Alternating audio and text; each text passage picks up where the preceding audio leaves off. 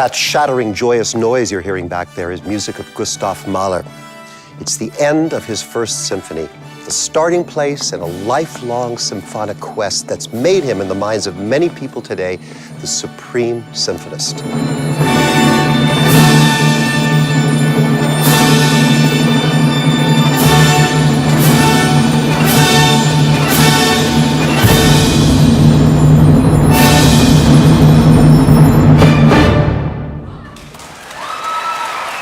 His pieces are big and overwhelming and lots of fun to perform. What's not to like about a standing ovation? But the quality of his music that first attracted me, and still does, is something else. Something that would still be there were I never to play another note of his ever again. It's what I experienced the first time I heard his music. I was 13 years old, and by accident listened to the introduction of a song called The Farewell, part of his cycle, The Song of the Earth.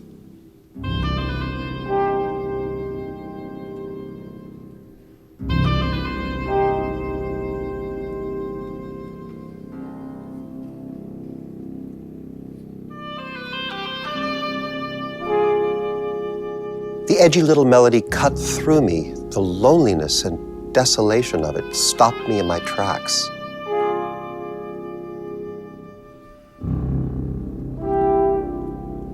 And strangely, it all seemed familiar. It seemed to describe the sad and beautiful questions of my own life, which at that age I hadn't even put into words. One thing I know is his music made me a different person. Make sure there's no... I think many people have had this experience with Mahler's music. Mahler takes the heart and just squeezes it like this. And this is what I felt from the very first time I ever heard a symphony. Because he has such a rhythmic impulse, but also there's such a tenderness, and at the same time, this kind of tension and resolution. And I love that. It certainly has an emotional impact. It brings one to tears, it brings one to joy. It's exciting, it's engaging. I need to listen to it. I was at once drawn into the power of this music, but in a way that I'd not expected. What I found in the music was a huge calm. I was 15 years old when I first heard Mahler's First Symphony in San Francisco, and it just hit me like a bolt of lightning.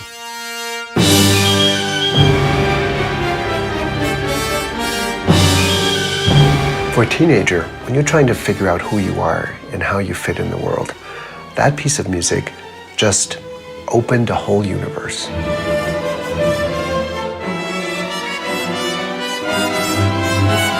Somehow he includes us in his voyage of self-discovery that tries and tests every possible route towards some kind of conclusion.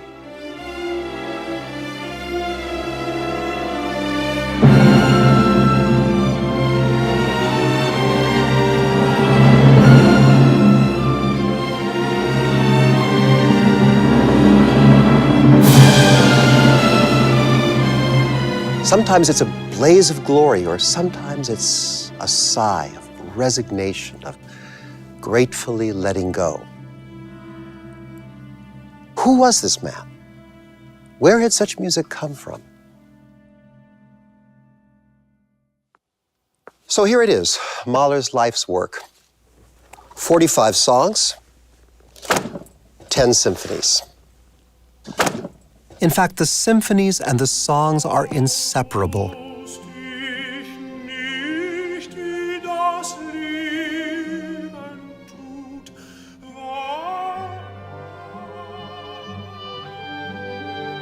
Together, they form one work, witnessing his life's journey. It took Mahler around 25 years to write all of this, and he wrote it basically in his spare time, because you see, Mahler had a day job.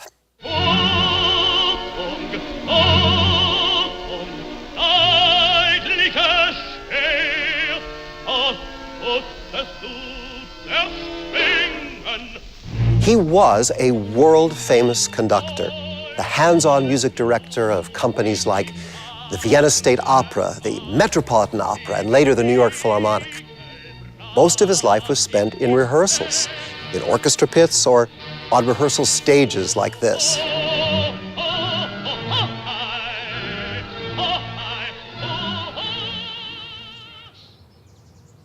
It was only in odd stolen moments between rehearsals and a few months of summer vacation that Mahler had the time to compose.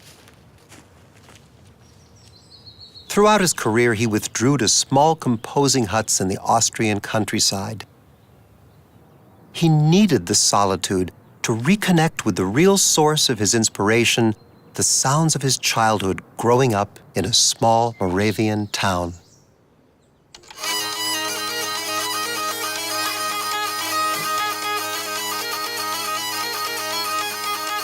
Mahler was raised in Jihlava, or Iglau, as it was known in the 1860s during his boyhood.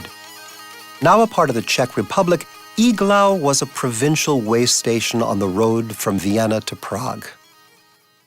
In Mahler's day, it was a major military encampment, defending the Austrian Empire against Prussian aggression.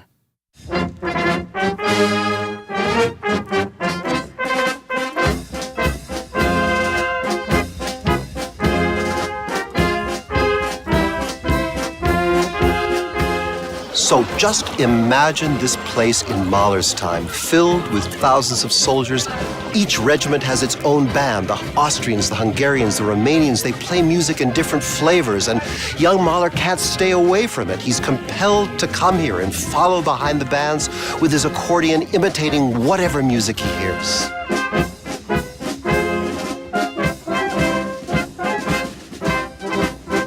Mahler knew when the troops were marching since he lived above his father's tavern, just half a block off the town square. So this is the view Mahler had from the front rooms of his parents' house. If you look down there, you can see that just a few steps away is the parade grounds. That means that with the windows open, all that racket of military music would have been coming in here.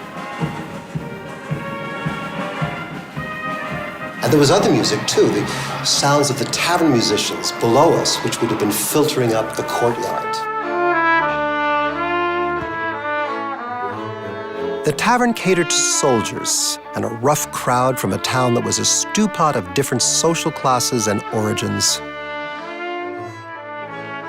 Jews like the Mahlers lived next to native Moravians and Bohemians, all trying to hang on to their own culture and customs.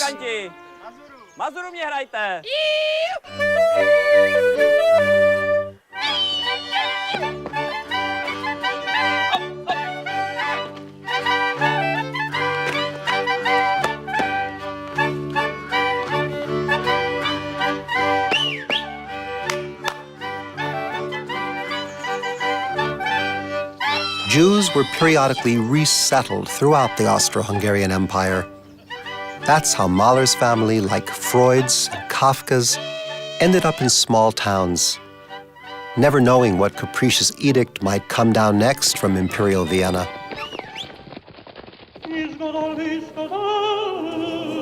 Mahler was raised in an observant family in Iglau, part of a small, insular Jewish community.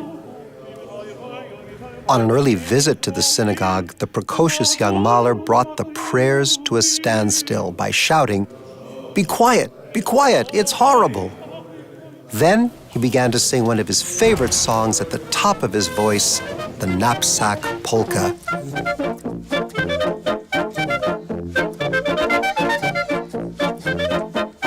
The memories of the old tunes would haunt Mahler, but so would music from a more surprising source.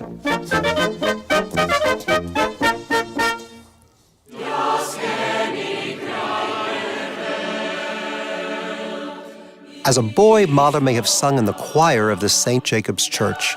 A family friend was the choir master. And here he was introduced to the great masters like Bach and Handel.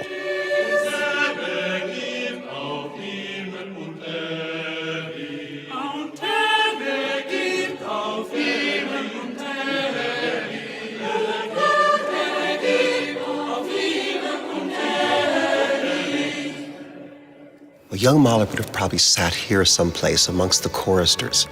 As he sat here, he could look up past here, and there, right in the center, he could see an angel pounding away on two of his favorite instruments, timpani, and lots of trumpets and trombones and harps accompanying.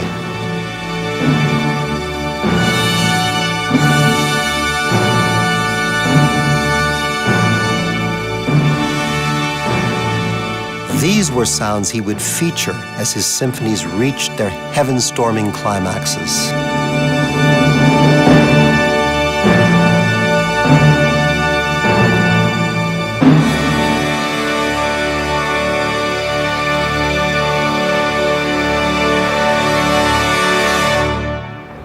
I've always known about this town, but it didn't occur to me until I actually came here and began walking around how much the situation is like the kinds of shapes we encounter in one of Mahler's symphonies. This enormous great square right in the middle of it, and then down every street, another little destination of his life with its own special flavor.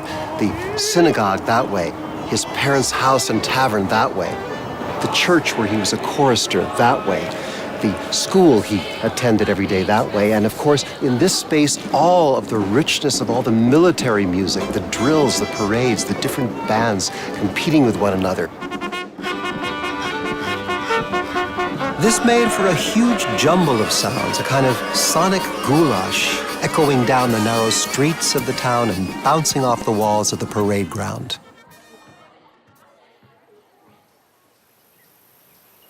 There were two main ways Mahler could go back and forth between the locations of his daily life.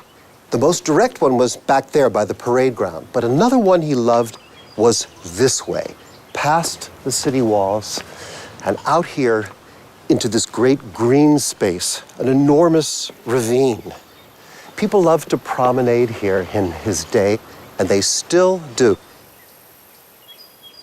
This was the final piece of his symphony's sound world, the serenity of nature to which he always returned. And it may well have been in this ravine that Mahler's father used to find him lost in a trance, simply staring and listening in the big forest. What was he listening for? Well, of course, there were the cries of birds and animals, a bit of distant weather, but it was mostly the silence itself that attracted him. That wonderful shimmer that seems to come into our ears when it's absolutely quiet, that connects everything in nature. The ravine was a microcosm of the wider natural world surrounding Mahler's boyhood.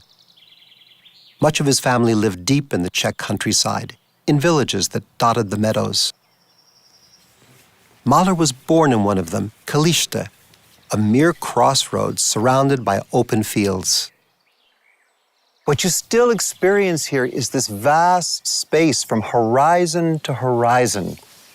It's empty, it's quiet, only a few little domestic or agricultural cluckings and squeakings from around the corner, and from far in the distance, maybe a sound of a horn or a bell or a barking dog. It's this huge sonic horizon. This sense of the wideness of acoustic space made an enormous impression on Mahler. The breadth of vast space, the stirrings of life within it. One word summed it all up for him like a musical abracadabra: Naturlaut.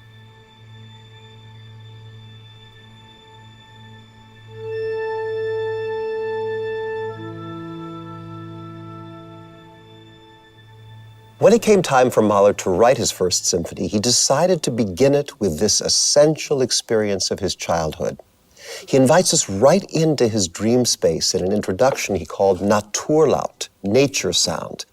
We're inside his skin, listening as he listened. And what we first hear is an arc of A naturals spanning over 6 octaves.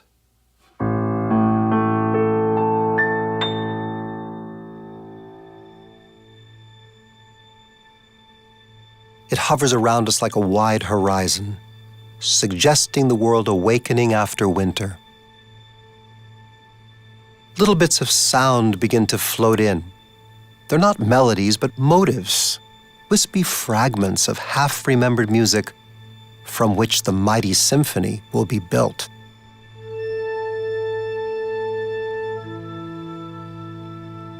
Mahler already has the big plan in his mind, and now, slowly, he begins to reveal it to us.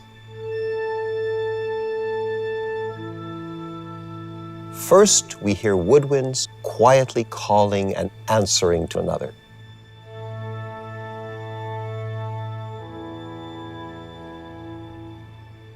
Their call has the shape of a falling fourth.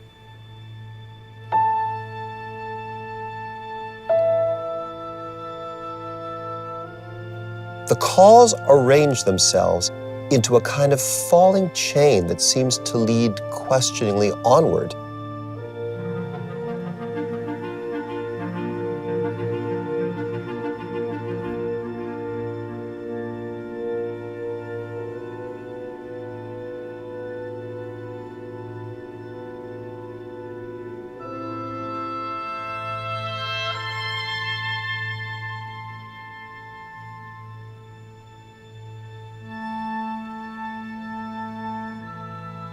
The chain leads us to new vistas of sound made of Mahler's collection of musical souvenirs.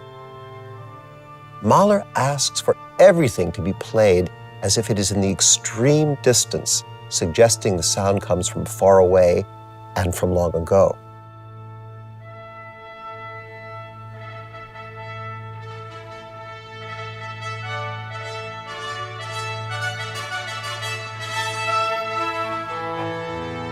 It's mysterious. You're not quite sure what is coming in the future, and it adds that, extra element of tension and suspense.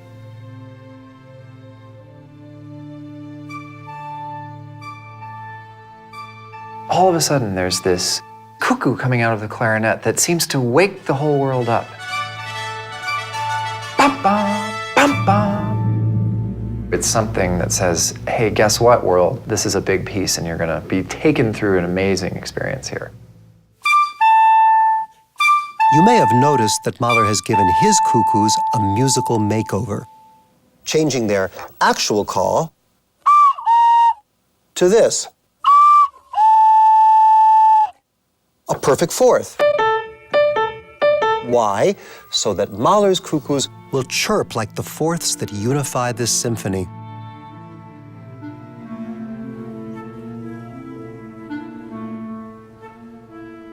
So far, time has been suspended, but now a fatalistic bass line begins, relentlessly moving us on out of the dreamscape.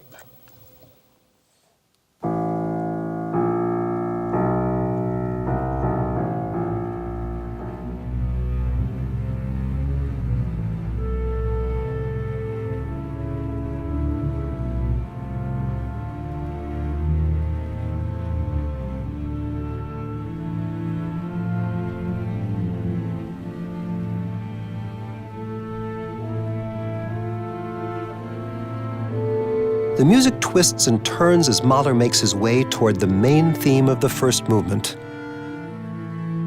He based much of it on a song cycle he'd written 3 years earlier at age 23, the songs in which he really became himself, the songs of a wayfarer.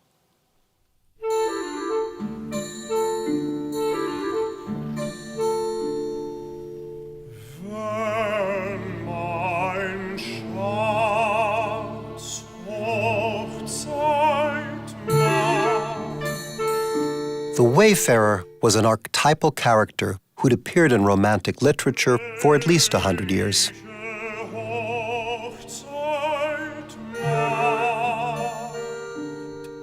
On the one hand, he was a journeyman seeking a place to master his trade. On the other, a poet, escaping into nature to forget his shattered dreams and lost loves.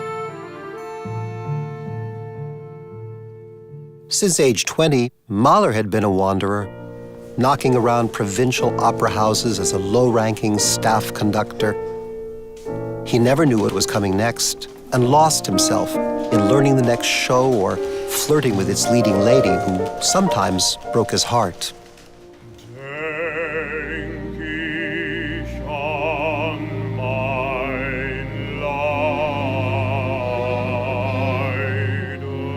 From one of these heartbreaks, these lonely songs emerged.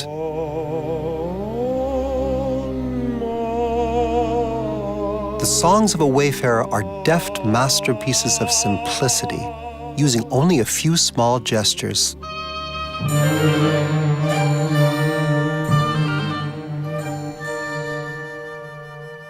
Mahler realized his audience would fill in the rest.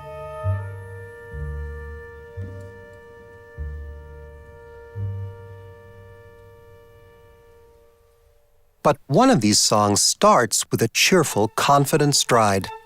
Ging heut Morgen übers Feld, Tau noch auf den Gräsern hing, sprach so mir der lustige Fink, I do care. Mahler used this carefree tune as the main theme of his first symphony.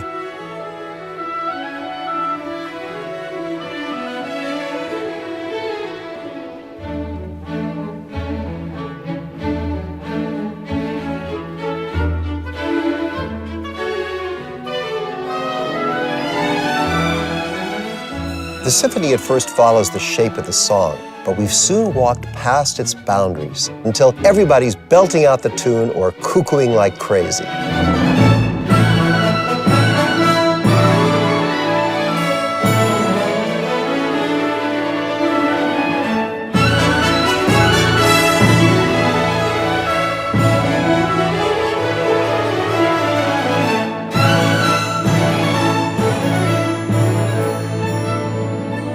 And then suddenly we've lost our way.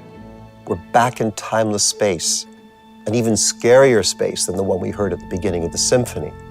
Low tuba and bass drum add an ominous quality as the cellos get down to considering the essential question: how's it gonna go? Are we going to be happy?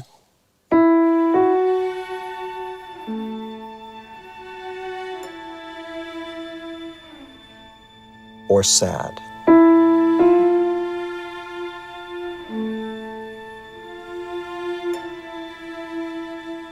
What's going to happen?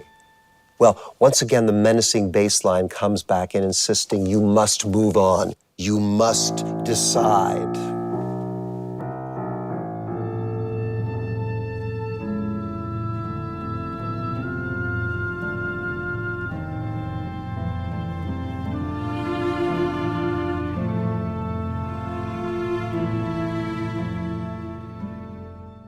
And then miraculously, a new solution appears. It's a new version of our walking tune, starting with those same two notes, but now reconceived as an ensemble of horns, playing very cheerfully, sounding as if they're just down the road a bit.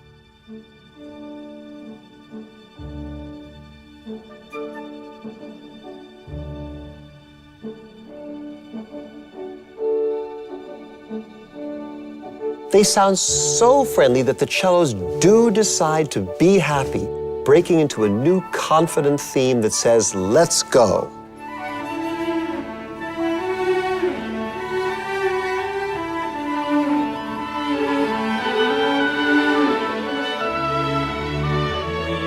All goes well, but typically of Mahler, there's one final confrontation.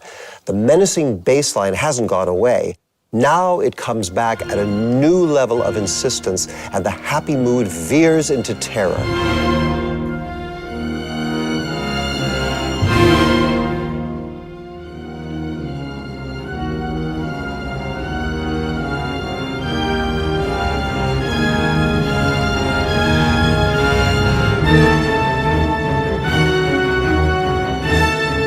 Then the trumpets take their final stand.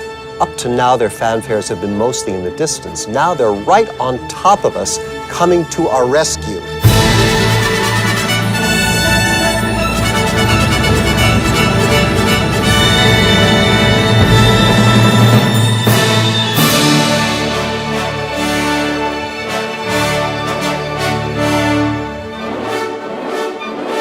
get faster and faster as we rush forward to a recklessly happy ending.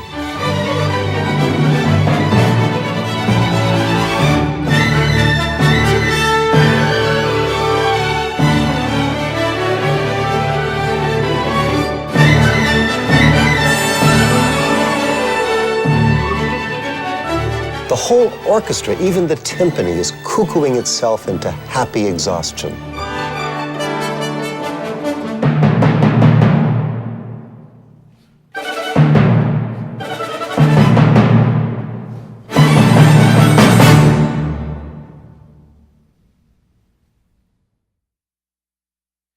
Now that we've heard this music, let's look again at how much it suggests the soundscape of Mahler's hometown. Perhaps you can see it more clearly on this map. Here's the ravine, where Mahler lost himself in the sounds of nature.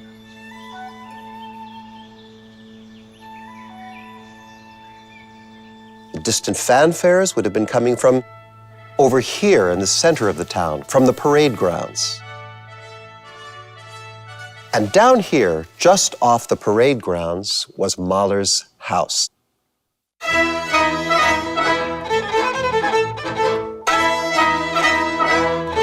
From his bedroom window, Mahler could hear the dance music coming up from his father's tavern below. At the time, taverns were one of the few businesses Jews were allowed to run, and Bernhard Mahler owned his own place, like his father before him. Night after night, rustic dance music filled Mahler's young ears. It was music like this that inspired many of his scherzos, including the second movement of his first symphony.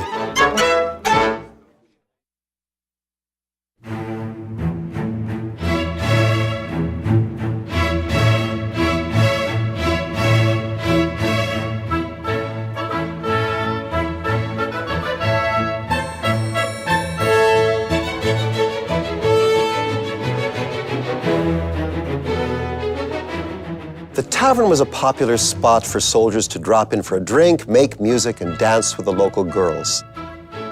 Mahler would have seen them swaying to dances like the Ländler or the Steirer, country cousins of the waltz.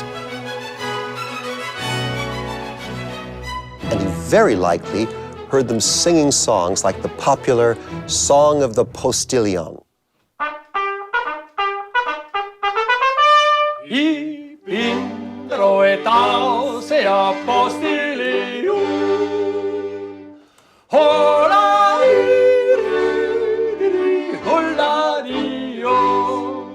Mahler's experience of this music couldn't have been more direct or varied. Customers would have constantly come into the tavern, many with their own instruments, singing and playing the music of their districts their own way.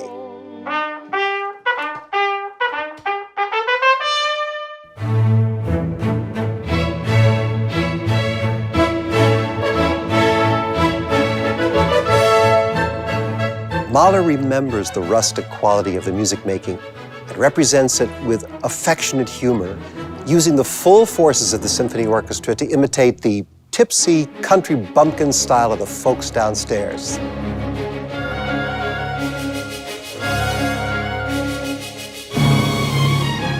There are these repeated eighth notes that we play in a style that's called stopped horn.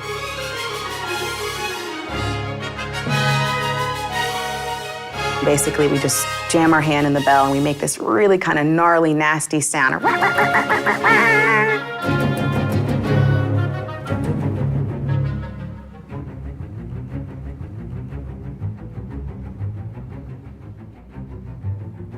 The whole empire moved to the 1-2-3, 1-2-3 pulse of these dances, and every officer, clerk, or farmer glided or stomped his way across the dance floors.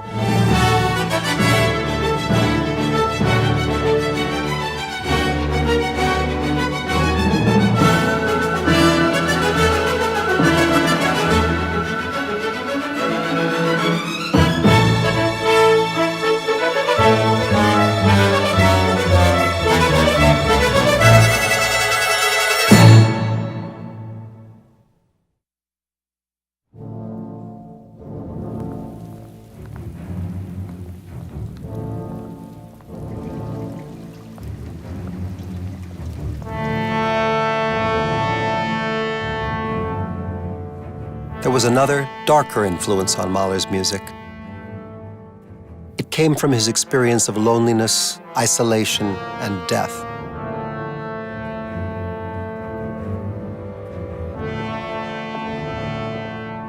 Eight of Mahler's 13 brothers and sisters died before they reached adulthood. It's no surprise that his works deal with death so often. The death of so many of his siblings, the constant presence of death in the military world surrounding him.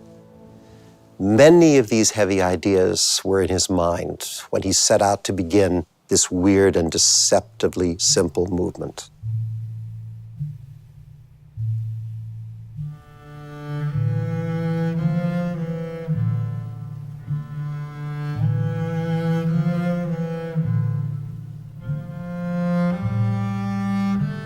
It would have been pretty shocking to the audience of his day, this eerie sound of the bass playing Frere Jacques, but in the minor key. He may have chosen the bass because he wanted it to sound a little bit labored and a little bit strained.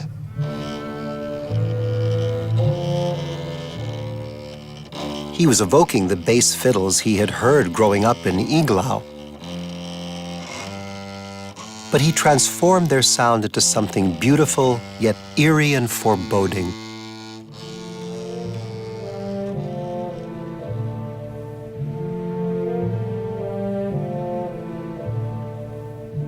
This movement is short, yet Mahler tells us the most about it.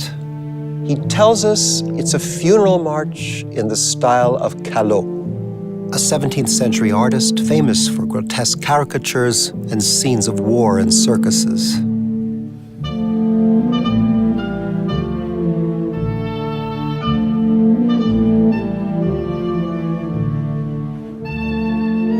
We then learn that the subject of the movement would be familiar to any child who had seen the famous engraving by Moritz von Schwind, The Huntsman's Funeral. What Mahler doesn't tell us, what he assumes his audience will already know, is that the words "in the manner of Callot" would bring to mind the work of the author E.T.A. Hoffmann, who published his first collection of stories in the early 1800s. They were called fantasy pieces in the manner of Callot.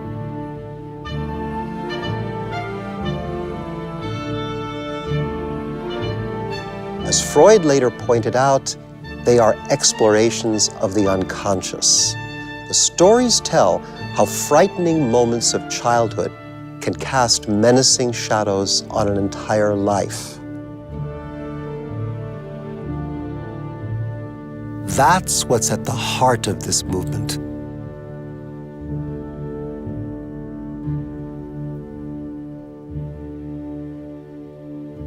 The measured tread of a march, specifically a funeral march like this, is essential raw material for Mahler.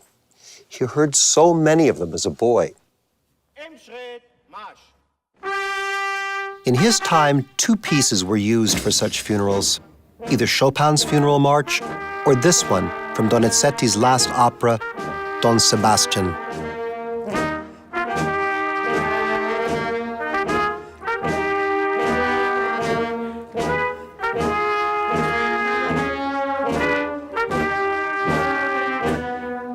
This march bears a striking resemblance to much of Mahler's music.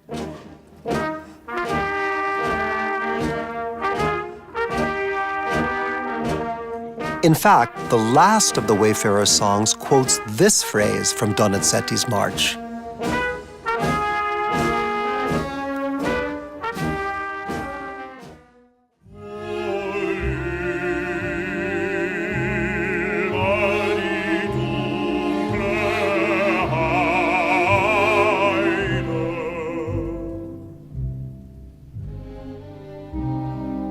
There's also an echo of the march and the song at the loneliest point of the third movement.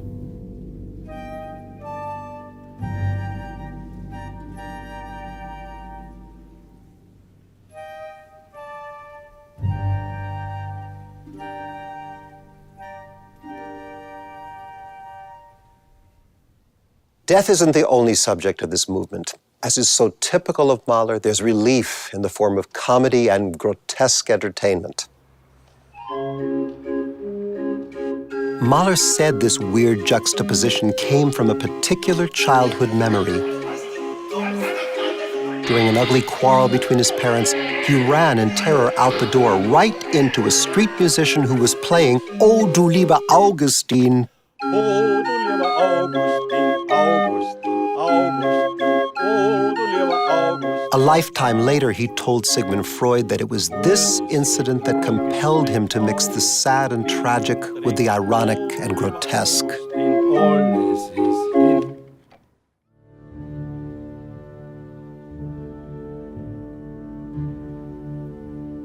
That's just what he does in the third movement when he interrupts the funeral march with the sounds of tavern music.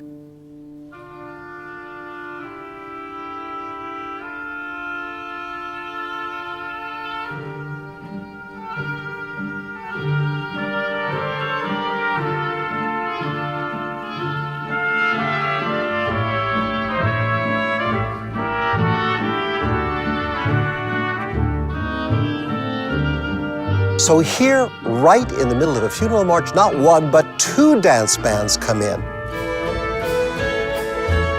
Just the kind of groups that might have spelled one another in the Mahler family's tavern.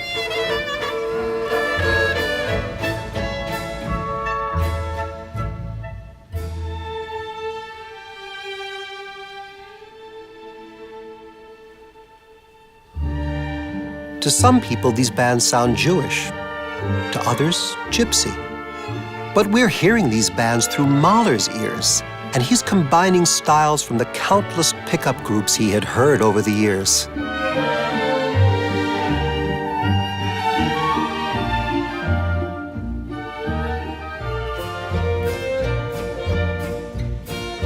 Mahler started understanding that the clarinet was something that could be used not just to express something melancholy, but even something saucy or sassy or kvetchy or whiny.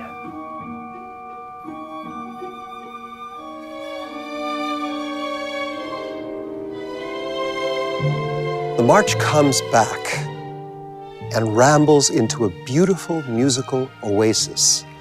It's another part of Songs of the Wayfarer. The words speak of the beauty of the linden tree and the peacefulness of forgetful sleep under its branches. Auf der Straße steht ein Lindenbaum, da hab ich zum ersten Mal im Schlaf geruht.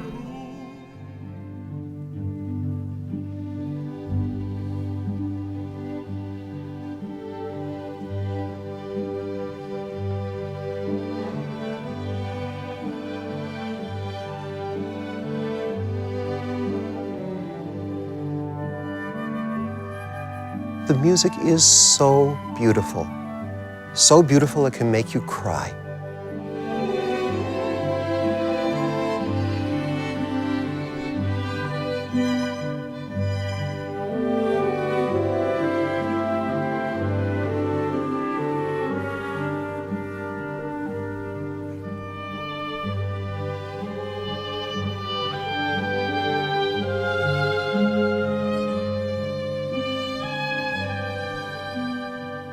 Why do we cry when we hear something beautiful?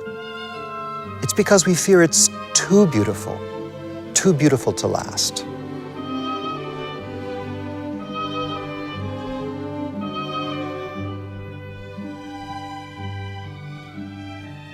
This is an essential quality of Mahler's music, remembering that sense of beauty and wonder, the wonder he tells us that in spite of life's bitterness and sorrow, we must always hold on to.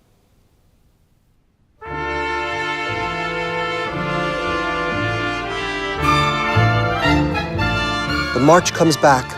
It weaves in and out as ever wilder dance bands break in, suggesting slamming windows or closing doors. But in the end, it's the march that remains.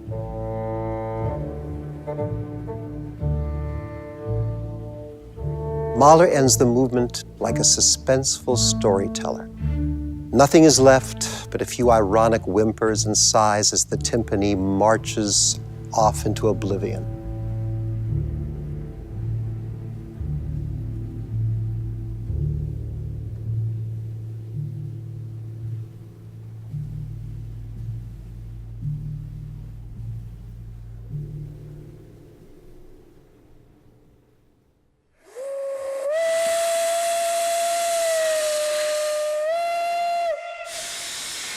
In 1875, at the age of 15, Mahler left Iglau.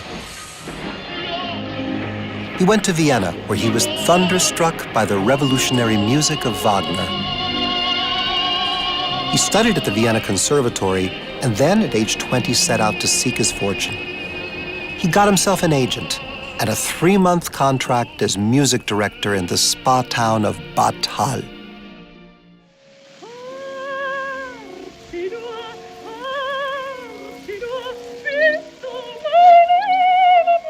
Bad Hall offered its visitors diverting operettas and melodramas in the afternoons.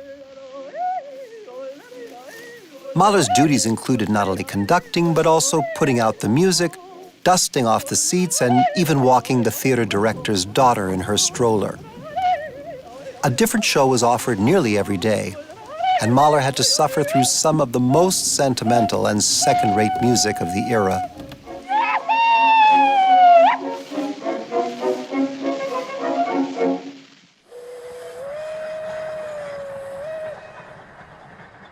And so began the years in which Mahler was a wanderer, a journeyman.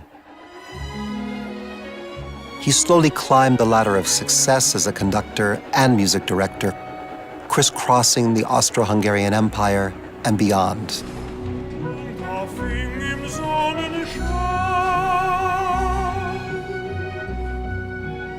From the provincial towns of Olmütz and Laibach, he moved to bigger, more important opera houses in Kassel, Prague, and then Leipzig.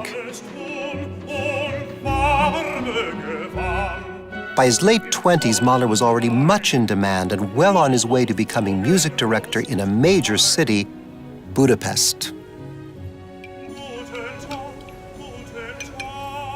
By the end of summer 1888, gossipy music lovers of Budapest cafes had heard a hot new rumor.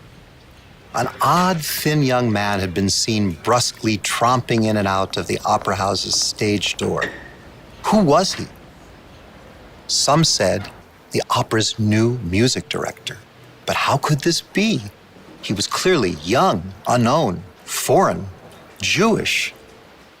Budapest was about to encounter Gustav Mahler.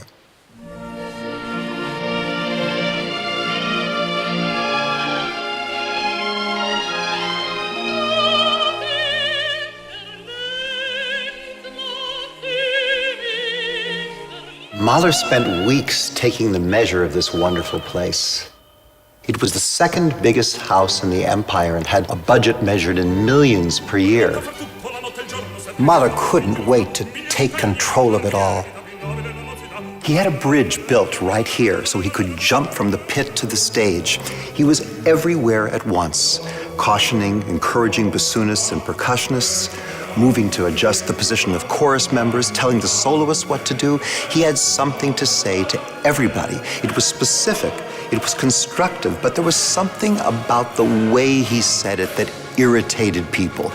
Two of the singers even challenged him to a duel. But even as he obsessed over every detail of the opera house, what was really on his mind was that in his briefcase he had the manuscript of his completed first symphony that was crying out for a premiere.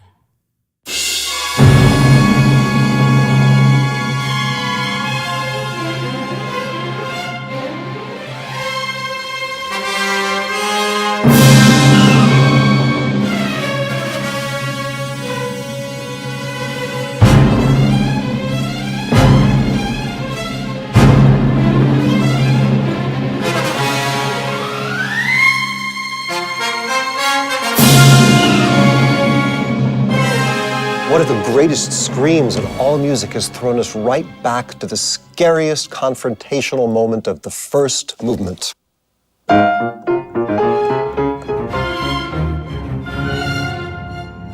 Now it's back with a vengeance.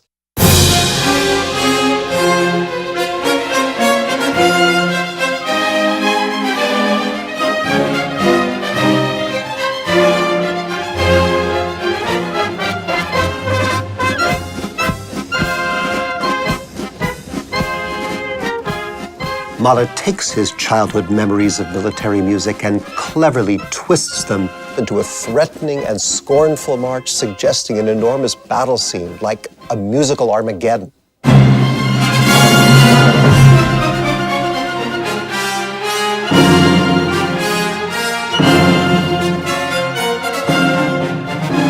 There seems no way out of this. The orchestra thrashes itself into complete exhaustion.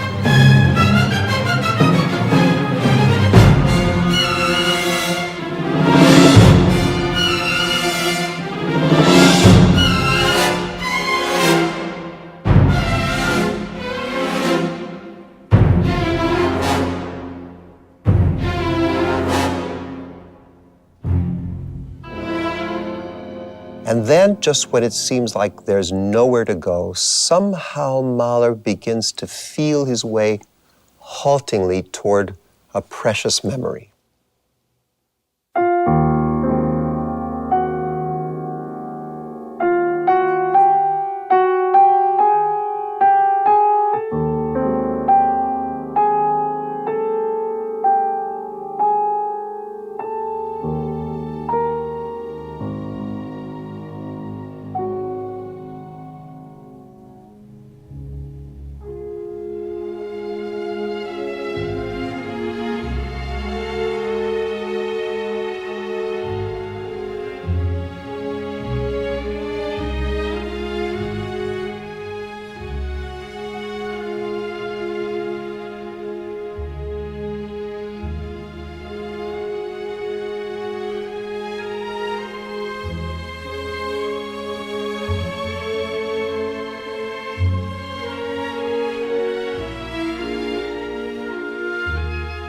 It's all very beautiful and touching, but Mahler still has his symphonic mission to complete.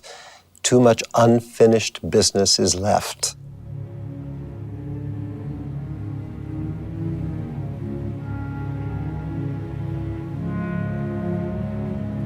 The old menacing bass line creeps in again, and we're thrown right back into the fray.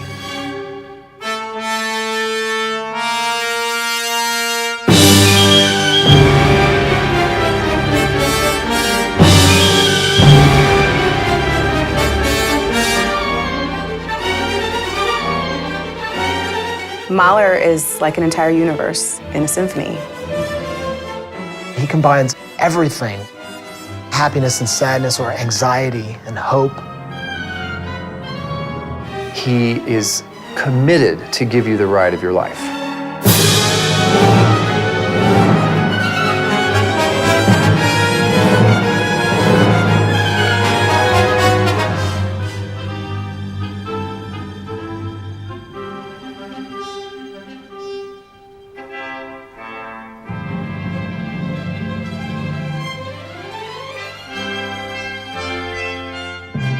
Finally, the storm seems to have passed.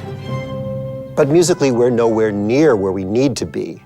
This is Mahler's First Symphony in D major. And D major is where we gotta get. And Mahler gets there by pulling off a stunt that made him very proud.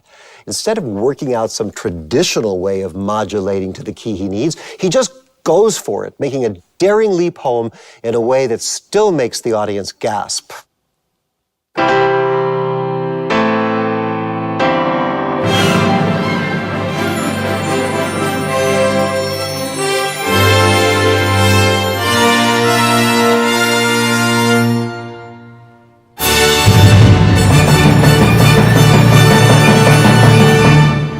But even after this triumphant vault, Mahler has parts of his big plan to complete.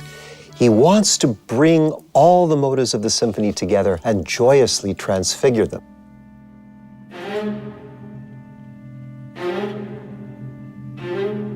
He can't resist showing off his compositional chops, even throwing in a devilish fugue.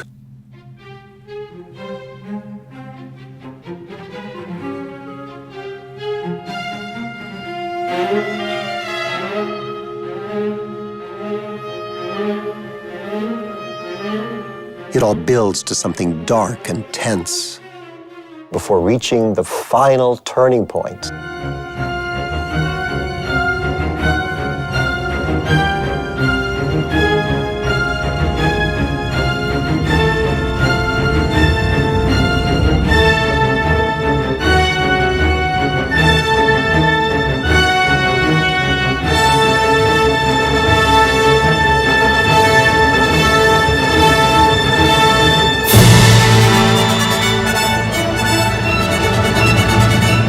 Now, at last, the scary bass line, the achy fourths sound like a part of Handel's Hallelujah chorus.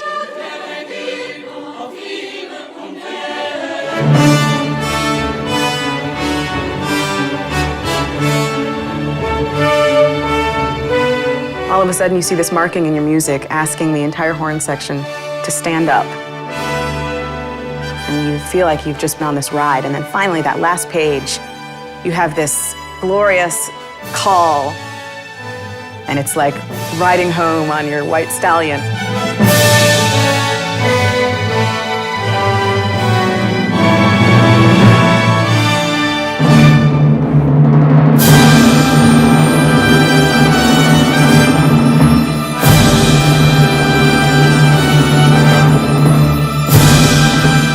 Mahler's First Symphony premiered at Budapest's Redutensaal in 1889. None who attended the performance realized what a historic event they had witnessed.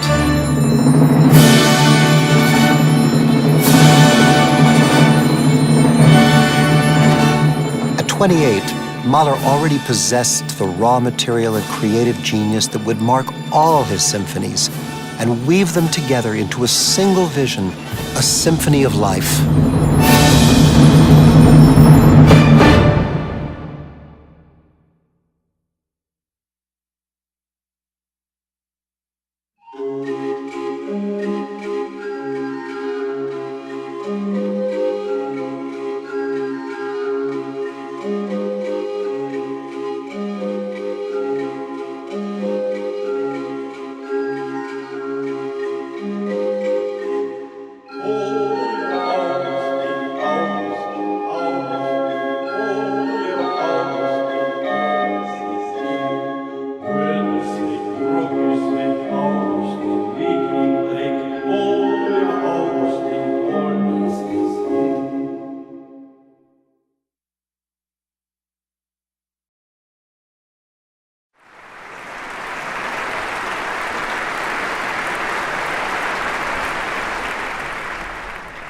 So in this extraordinary original First Symphony, Mahler did so many things. One is the very opening sound of the piece, which Mahler calls Naturlaut, sound of nature. Into this comes a chain of achy descending fourths, which have something to do with his own mournful feelings about life. And the purpose of this whole symphony is a way to transform this achy fourth into this triumphant hallelujah.